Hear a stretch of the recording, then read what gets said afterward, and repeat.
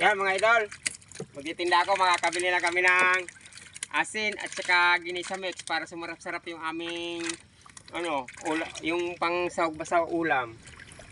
Kasi pag nagugulay kami, wala kaming asin, wala kaming pampalasa sa gulay makakatinda na ako, makakabili na ako asin at saka ginisa mix. Oy, ginisa mix, baka naman. Kasi pag may ginisa mix, masaya na kami dito mga brothers, mga idol. Yun.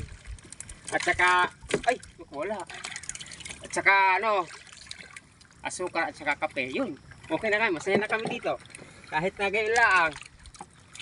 Hindi na namin kailangan yung gatas-gatas pa, kapila at asukar, okay na. Lalo na kapag barako.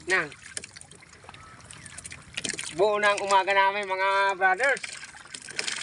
Yan, may huli na kami. Pwede na kami makabili ng kape at asukal at saka asin at saka ginisa mix.